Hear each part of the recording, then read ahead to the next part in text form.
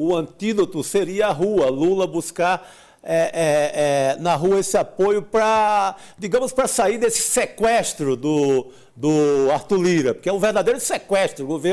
O Arthur Lira sai de um abraço com Lula no Palácio da Alvorada, no caso do PL das fake news. À noite a gente vê o Congresso sem condições sequer de votar. Ou seja, é um governo, de certa forma, muito sequestrado pelo esquema do Arthur Lira. Mas o Lula, depois de uma eleição tão apertada, teria rua a essa altura? Teria esse eco popular para enfrentar minimamente esse poder do Arthur Lira, professor?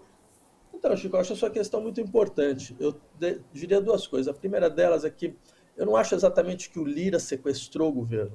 Quem sequestrou o governo foram os próprios aliados do governo, certo? Porque o processo era muito claro. Você coloca a esquerda brasileira dentro de uma grande aliança, uma aliança com Alckmin, uma aliança com setores, entre várias aspas, né, democráticos da direita, certo? E o que esses setores fazem? Eles te chantageam continuamente.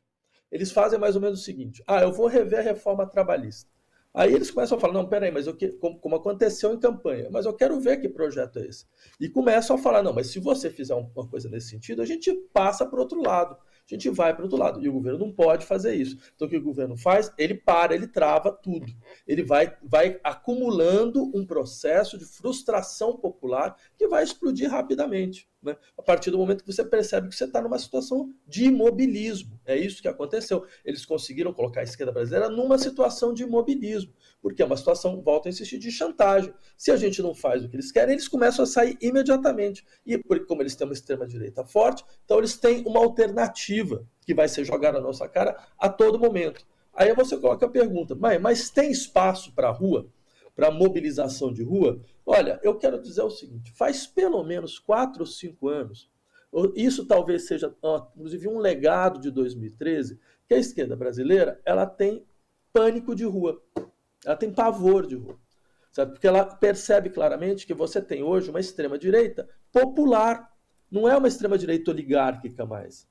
Não é a direita oligárquica tradicional, é uma extrema-direita popular, que ela consegue colocar pessoas na rua, ela consegue mobilizar, e essa mobilização é contínua. Só que a gente não tem mais essa mobilização. Agora, a questão interessante é por que a gente não tem mais.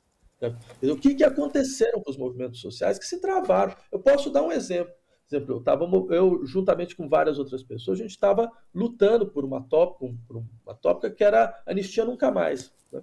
Que era exatamente insistir, olha, os primeiros 100 dias de governo devem ser 100 dias onde a gente vai deixar muito claramente que a gente não vai constituir o mesmo erro que a gente já constituiu no final da ditadura, anistiar crimes de Estado, ainda mais levando em conta o que foi a pandemia, o que foi a responsabilidade pública em relação a esse tipo de catástrofe humanitária que o Brasil viveu, 3% da população mundial, 15% das mortes, a crime contra a saúde pública, a crime de genocídio indígena, a crime contra o Estado Democrático de Direito, uma sequência enorme de crimes. Então, é absolutamente central que a sociedade se mobilize, certo? Que o governo ele entenda que ele tem uma janela para conseguir fazer algum tipo de coisa nesse sentido e afaste as pessoas, afaste os setores que são responsáveis por esse tipo de coisa. Nada disso foi feito. Absolutamente nada disso foi feito.